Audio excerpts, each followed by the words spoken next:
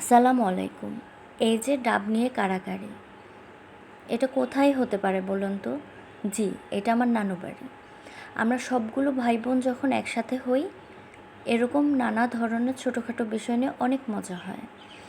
আর এই কাড়াকাড়ির আয়োজনটা করেছিল আমার ছোটো মামা।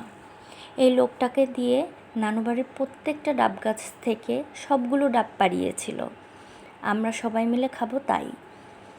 আলহামদুলিল্লাহ সবাই আমরা খেয়েছি। আর আমাদের এই ডাবের আয়োজনটা নানু বাড়িতে করা হয়েছিল। লোকটা ডাব পাড়ছিল আর ডাব গাছের নিচে আমরা সবাই অনেক আয়োজন করে দাঁড়িয়েছিলাম, কখন পাড়া শেষ হবে আর কে কার মতো নিয়ে দৌড়াবে। নানা কথায় দুষ্টুমিতে আমরা হাসছিলাম, মন খোলা হাসি। ছোটো মামা, আমরা সব কাজিন একসাথে। সত্যি কথা বলতে কি, অনেক দিন পর পর মন খোলা হাসি পাওয়া যায়। সেটা হয়তো নানু বাড়ি গেলে আমার হয়। আগের মতো মন চাইলেই মন খুলে হাসতে পারি না, কেন সেটাও জানি না। এই যে আমাদের জনপ্রিয় লিটন খালু সবার জন্য ডাব কাটছে, এখন পর্যন্ত নিচে খেয়েছে কিনা সেটাও জানি না। আর আমরা শুধু কাড়াকাড়ি করি তা না, আমাদের পরের জেনারেশনও কাড়াকাড়ি শিখছে আমাদের দেখে। ওরাও নানু বাড়ি অনেক মজা করে। এই তো ডাব পাড়ছে আর আমরা অপেক্ষা করছি। নানু বাড়িতে নানু নেই, মাঝে মাঝে যেতেও ইচ্ছে করে না। তারপরেও নানু বাড়িতে অন্যরকম একটা ভালো লাগা কাজ করে, তাই হয়তো ছুটে যাই কোনো একটা অকারণ পেলেই। সবাই ছবি তোলা নিয়ে ব্যস্ত।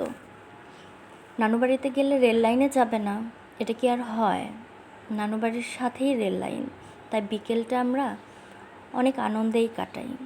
এই যে 90 দশকের নায়ক নায়িকা, এরা যেখানেই যায় ছবি তুলে। আমার মা, আমার খালাতো বোন, পুচকু একটি ভাই, সবাই মিলেই বেড়াতে গিয়েছিলাম। বিকেলটা অনেক সুন্দর ছিল। যে যার মতো করে ছবির জন্য রেডি হচ্ছিল, আর লামিয়া ছোট ছোট ভিডিও নেওয়ার জন্য হেল্প করছে, কখনো আমার মার সাথে, কখনো বাবা মার সাথে, কখনো বা নিজে। এই যে নাইমের সাথে, দুলাভাই বলে কথা।